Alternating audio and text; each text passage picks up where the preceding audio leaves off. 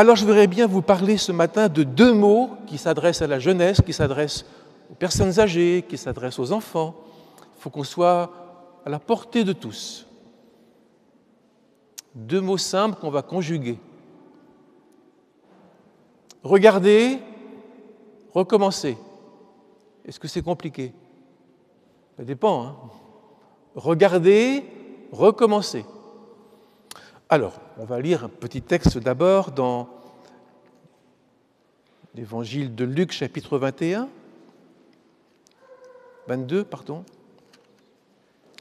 Luc, chapitre 22.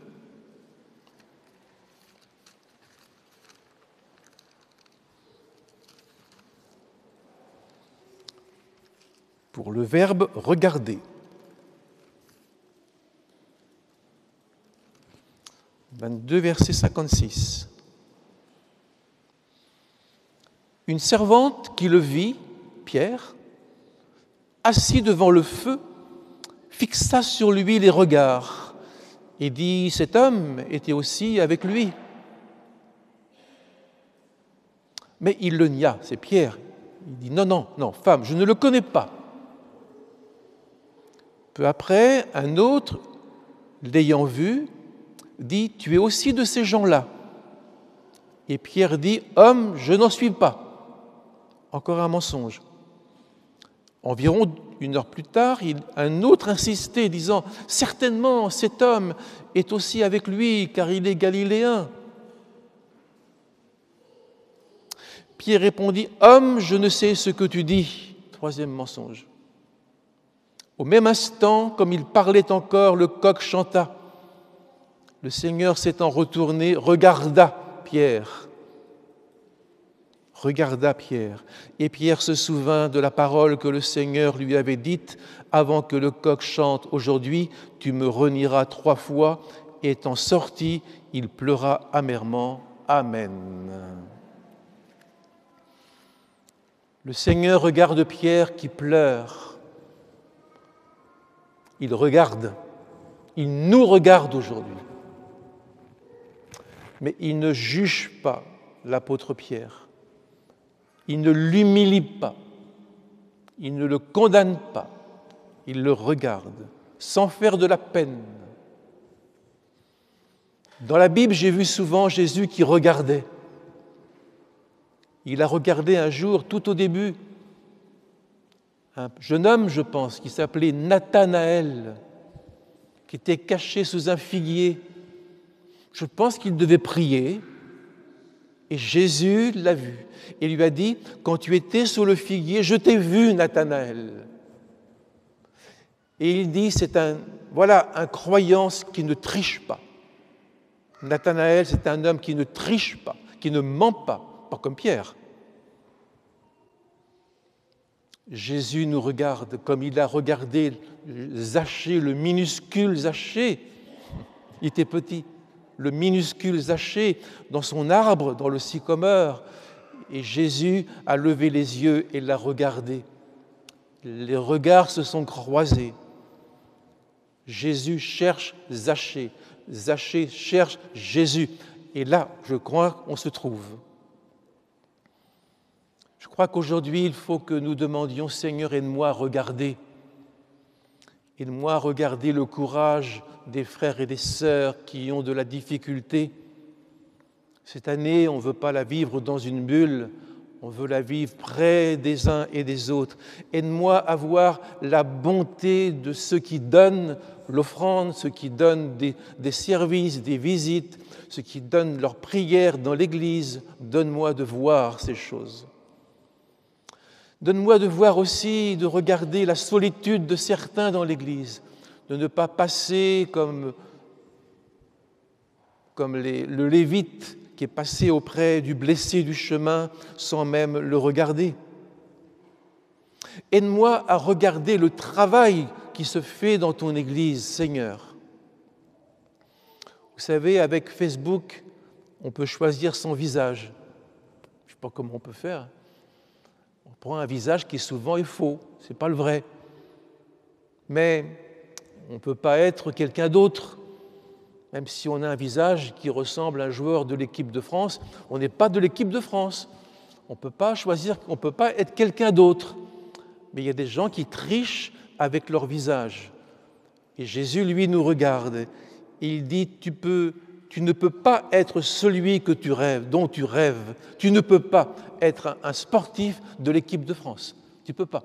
Tu ne peux pas courir 3 kilomètres en 2 minutes. Tu ne peux pas. Tu ne peux pas.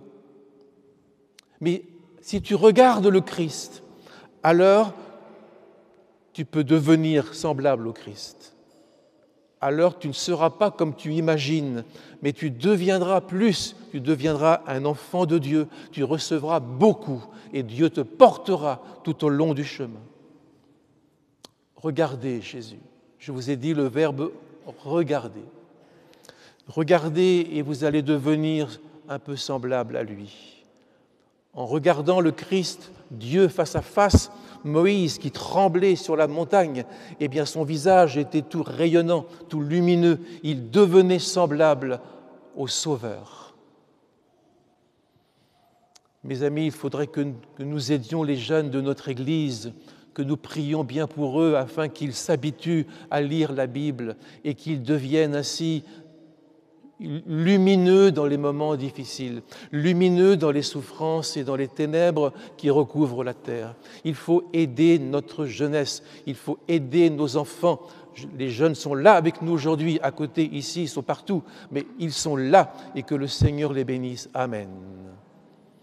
Il faut aider nos jeunes à faire l'expérience de la conversion, l'expérience de la rencontre avec Dieu, à faire les bons choix, à choisir, à voir clair, à apprendre, à revenir parfois sur des décisions trop rapides.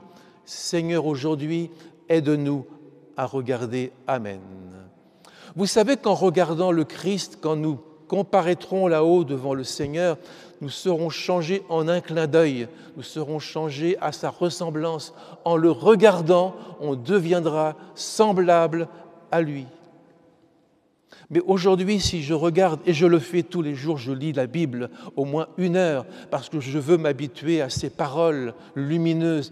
Et en regardant les paroles de la Bible, je me transforme petit à petit, chaque jour. J'espère, je deviens meilleur. Et j'espère que vous devenez aussi meilleur avec le Seigneur. Amen. Et puis, il faut regarder. J'ai trouvé cette petite parole dans le livre de l'Exode. Si tu vois l'âne de ton ennemi qui succombe sous la charge, tu lui as mis, il a sur ses épaules 300 kilos de charge.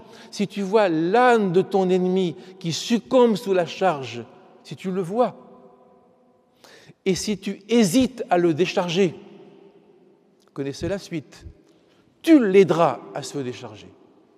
Tu le vois et tu te dis, oh, il le fera. Après tout, ce n'est pas mon travail.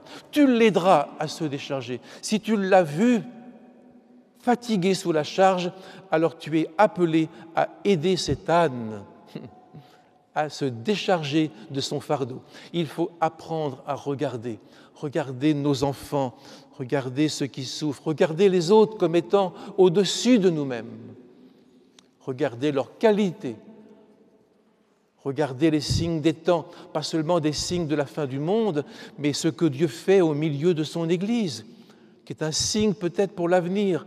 Regardez comment il nous unit, comment il nous rassemble, comment il nous défend, comment il nous élève. Regardez ce qui se fait au milieu de nos maisons, de nos vies, de nos écoles du dimanche. Regardez, frères et sœurs, et continuez. Amen. Amen. Regardez. Je vous dis ça parce que je trouve que dans la rue maintenant, on ne se regarde pas. On regarde son portable. Parfois, j'ai fait l'expérience, pardonnez-moi, qu'on me pardonne, hein, j'ai fait l'expérience, moi aussi, de regarder mon portable. Et en face de moi, une jeune fille regardait son portable. Poum, on s'est rencontrés.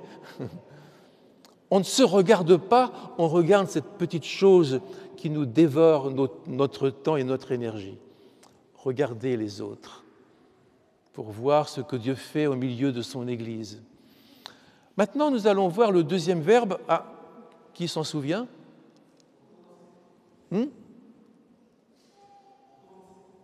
Recommencer. Regardez, recommencer, ce sera tout pour aujourd'hui. Ce n'est pas trop difficile. Vous allez voir, mettre ça en pratique, c'est déjà du travail. Alors, pour recommencer, on va lire dans l'évangile de Jean, chapitre 21 et au verset 15. Jean, chapitre 21, verset 15. Recommencer. Après qu'ils eurent mangé, Jésus dit à Simon-Pierre, « Simon, fils de Jonas, m'aimes-tu plus que ne m'aiment ceux-ci » Pourquoi il dit ça? Pierre, il avait dit, « Eux, ils peuvent te trahir, moi, je ne te trahirai jamais. » Et Jésus reprend, « Est-ce que tu m'aimes plus que les autres » Il répondit, « Oui, Seigneur, tu sais que je t'aime. » Jésus lui dit, « Paie mes agneaux. Prends soin de mon troupeau. » Il lui dit une seconde fois, « Simon, fils de Jonas, m'aimes-tu » Pierre lui répondit, « Oui, Seigneur, tu sais que je t'aime. »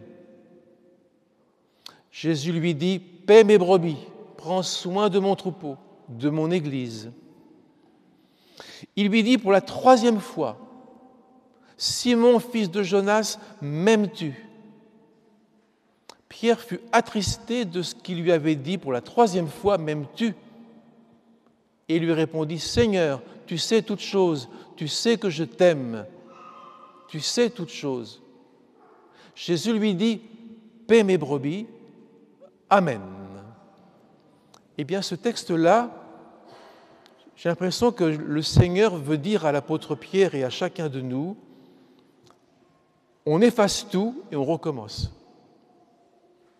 Parce que l'apôtre Pierre avait renié Jésus. Il avait pleuré beaucoup, on l'a vu tout à l'heure. Et Jésus l'avait vu. Et quelques temps plus tard, quelques jours plus tard, 3-4 jours plus tard, Jésus rappelle son apôtre, « M'aimes-tu » Paie mes brebis, ça veut dire occupe-toi de ce que je te donnais dès le commencement. Occupe-toi de l'Église. On efface et on recommence. Je te garde ma confiance, je renouvelle ma confiance envers toi. Là, Jésus n'a pas dit « je te pardonne, mais,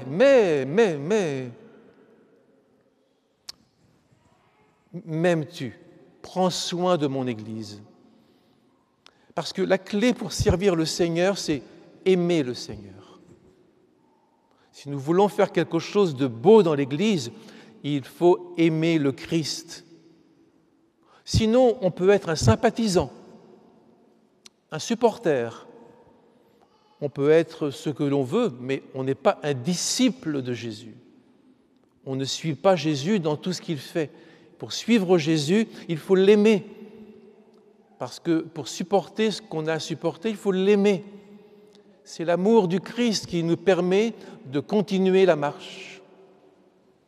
Et Jésus le demande 3 fois à Pierre. Il a dû vous le demander plusieurs fois déjà. Je ne sais pas si vous l'avez bien entendu. « M'aimes-tu ? M'aimes-tu » Et Pierre, « Tu sais que je t'aime. » Comme Pierre, nous avons des choses à nous reprocher. On a parfois été maladroits, infidèles, nous avons fait des erreurs, nous n'avons pas été comme nous l'avons dit à notre baptême. Mais Seigneur, tu sais que je t'aime. Voilà, ça c'est sûr. Et si tu ne m'aides pas, Seigneur, eh bien je ne ferai rien de bien. Seigneur, aide-moi, tu sais que je t'aime. Quel que soit notre service dans l'Église, notre vie, tout commence et recommence avec notre amour pour le Christ. Aimez-vous Jésus? Je vous pose la question. Non, vous ne l'aimez pas. Bon. Aimez-vous Jésus? Pas beaucoup. Aimez-vous Jésus? Si Jésus m'avait dit ça, j'aurais dit « Seigneur, Seigneur, mais tu le sais que je t'aime ». Si on fait des erreurs avec le Christ, je crois que tout le monde en a fait, il ne faut pas jeter la pierre à Pierre. Si on fait des erreurs, tu peux recommencer, tu peux être pardonné. Jésus disait 7 fois, 70 fois 7 fois, infini. On peut toujours recommencer avec le Christ une vie dans le pardon, la rencontre. Quand le fils prodigue est revenu, le frère nous l'a lu tout à l'heure, il est revenu de sa cavale. Le père ne lui a pas dit « c'est fini, je ne veux plus te voir, retourne là d'où tu viens ». Le père lui a dit « apportez la plus belle robe, faisons la fête, mon fils, il est revenu et je lui pardonne et on recommence ». Il n'est pas exclu. Le Seigneur veut effacer la faute de l'apôtre Pierre, qui est une faute grave. Il a renié Jésus devant le tribunal. Et Jésus veut repartir à zéro avec Pierre. C'est un petit chant qu'on a chanté il y a longtemps, et l'autre jour, les enfants nous l'ont chanté, ça m'a fait plaisir. Tu peux naître de nouveau, tu peux tout recommencer, balayer ta vie, comment ? Passé. Je pense que le Père, c'est ce qu'il a voulu dire à son enfant, et je pense que Jésus a voulu dire ça à Pierre. Pierre, on recommence, on continue. La conversion, retour à Jésus, ce n'est pas qu'au début de la vie chrétienne, c'est chaque jour. Chaque jour, dans ma vie, je recommence. Chaque jour, je me convertis. Chaque jour, je reviens auprès du Seigneur, je corrige ma trajectoire, mes paroles, mes pensées, mes sentiments. Chaque jour, je remets ma vie à Dieu et vous aussi, avec vos blessures, vos chagrins, vos deuils, vos larmes, on remet toujours sa vie à Dieu. Michel-Ange, vous connaissez ? Michel-Ange, c'est un sculpteur, un peintre extraordinaire. Et puis un jour, il est passé à côté d'un bloc de marbre qui avait été abîmé par un mauvais sculpteur, un bloc de marbre qui n'était pas très bien formé. Et Michel-Ange a pris ce bloc de marbre qui était un peu fichu. Il l'a taillé, il en a fait la statue magnifique de David, que certains peut-être connaissent, que vous pourrez retrouver sur Internet. La statue de David, du David de la Bible. Parce qu'avec quelque chose de gâché, de perdu, des paroles maladroites, des sentiments mauvais, le Seigneur peut faire une nouvelle création. Recommencer. Gédéon, moi je trouve que c'est un garçon vraiment formidable. Vous connaissez Gédéon ? À cette époque-là, vous savez ce qu'on faisait ? On saccageait tous les champs de blé. On tuait les moutons et les bœufs et les veaux. C'était un saccage partout avec des pillards, des voyous.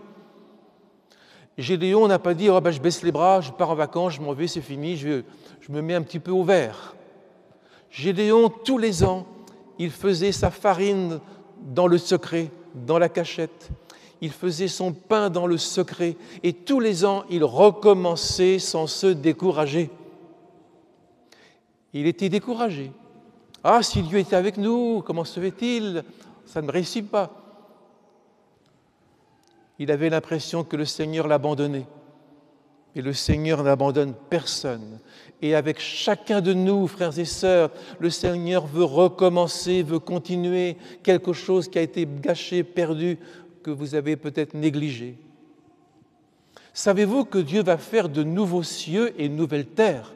Il aime changer, il aime recommencer. Les premières choses auront disparu. Et quand quelqu'un, moi et vous, quand on devient chrétien, on devient une nouvelle création. C'est ça ? Si quelqu'un est en Christ, il devient une nouvelle créature ou création. Il recommence. Recommencer. Regardez. Je vous laisse avec ces deux verbes. Vous me les conjuguerez à l'indicatif, à l'imparfait, Je parle aux enfants, là. J'ai regardé et je suis regardé. Dieu te regarde, là-bas. Te regarde.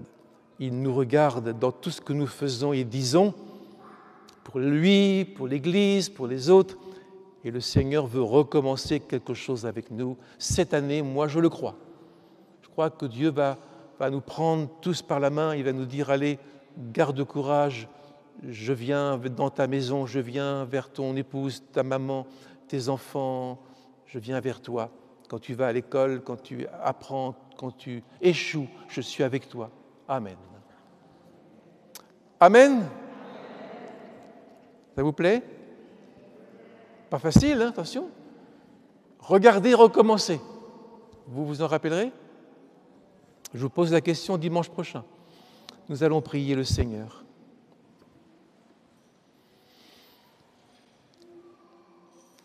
Comme les choses parfois semblent faciles et on ne les vit pas, on ne les met pas en pratique, nous regardons sans voir. Nous nous décourageons alors que tout peut recommencer et nous pouvons naître de nouveau.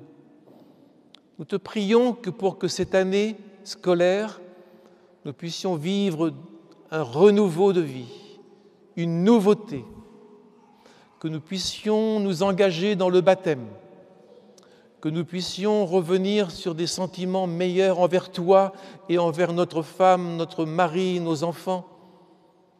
Nous te prions pour que nos parents soient bénis, qu'il y ait dans ton Église une grande joie, la joie de la rencontre, la joie des personnes nouvelles qui viendront, la joie des baptêmes, la joie des enfants qui naissent. Merci Seigneur pour ce culte, pour ta parole, pour ta présence. Amen.